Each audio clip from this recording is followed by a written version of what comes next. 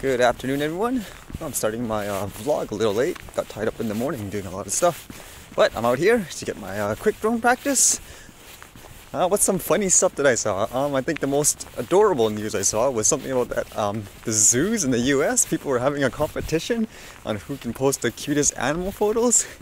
I think the hashtag is something like cute animal tweet off, but yeah, it's kind of hilarious. I think one zoo started with a cute photo and then another zoo was like, oh yeah, I got a cuter one. And then basically it came up this little Twitter battle and they started posting all these cute photos of animals and stuff like that. You guys should check it out. It's one of those entertaining things of the day, I guess you can say. And just a bit ago, there was apparently this live stream with like Bill Gates and Warren Buffett. I'm not exactly sure what it was about specifically, as I just caught the end of it and I was like, oh, I gotta head out of the door. It seemed like it was about something about their life experience, I guess, knowing each other. And then they were at a school or a university or something like that, and they were taking questions. I see what some of the questions are. You guys can see it with me right now as I'm watching it. I'll post it up a little bit here. 100 or 150 years, people got wealthy by making some money from the first oil refinery or steel mill before they build a plant and build cars, and then it would be from retained earnings, which eventually turned into cash. Now you can get rich very young just by having an idea. I'm curious about your insight related to relationships. How to associate with people who are the kind of person you'd like to be. You'll move in that direction, and the most important person by far in that respect is your spouse. I can't overemphasize how important that is. You're right. The friends you have, they will form you as you go through life. Really worth the investment to have those people as you're always there to help them and vice versa. Okay, so from what I gather, some of it was about, I guess, business and opportunity and stuff like that. And the last one was about relationships, like relationships in general, not just like a couples thing, but I guess the people in your life, like which relationships should you maintain and which ones should you cut off? Interesting topic. I've always been taught when it comes to relationships with people, you usually want to surround yourself with like-minded people that inspire you to be the best, or or likewise you push them to be the best they are. Because it is kind of true, like the people you surround yourself with often, dictate the type of person you will become.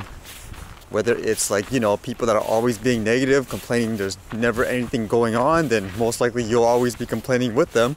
Or people that are always like go-getters that are out there, and more likely they'll always, push you to be the best too. I guess in some ways it's kind of tricky too for me.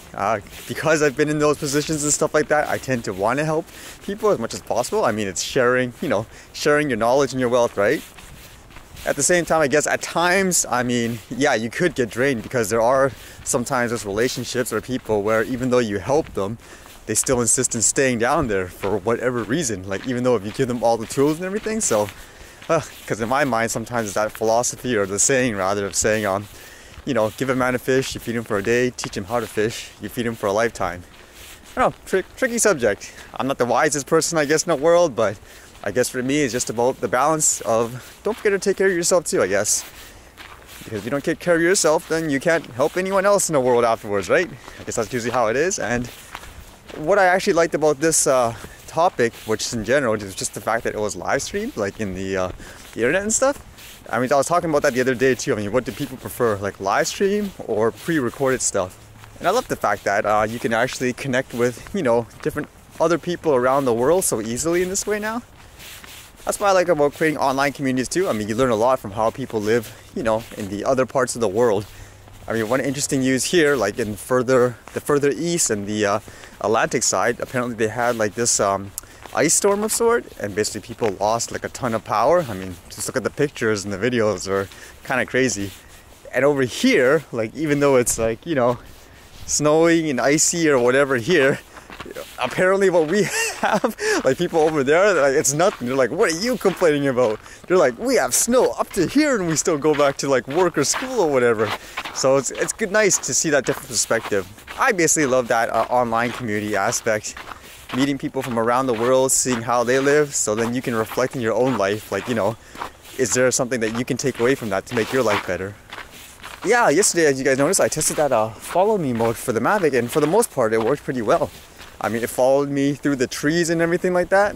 The only thing I was a little disappointed on is, I don't know if you guys noticed it, but as I was walking, it seemed like the drone was like going, stopping, going, stopping, going, stopping, even though I was walking like fluidly.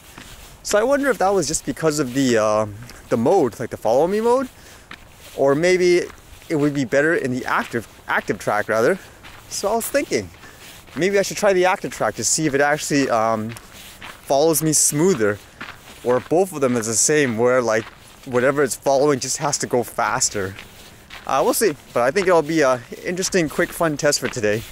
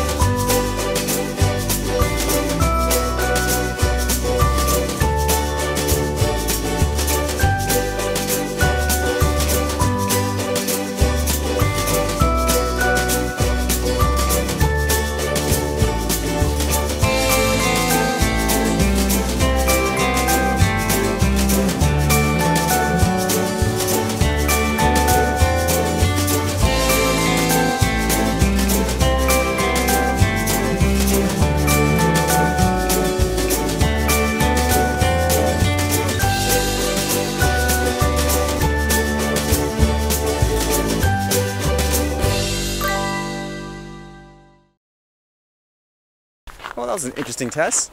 I think the video was smoother, but I was focusing more on whether or not the drone was following me, but I guess you guys will see all that in the editing.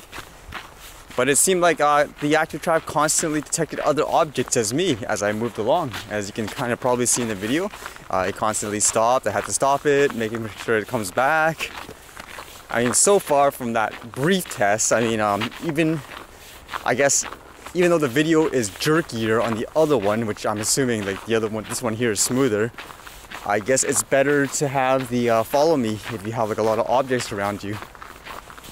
Because at times what I did to purposely try to test it was, it seemed to work fine when it's kind of close to me, but I tried to make it go a little higher, a little higher. I mean, partly just to be safe, like that I won't hit a tree or anything like that. But obviously, as it went higher, the picture for it gets smaller and smaller and smaller. So I can't really distinguish the difference between like me and say, I don't know, a tree or something like that of the same like color, so to speak. Too bad you can't combine the two features to get one ultimate mode. That would be awesome.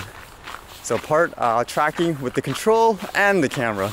Alright, tomorrow's gonna be an interesting day. I might get to venture somewhere a little different.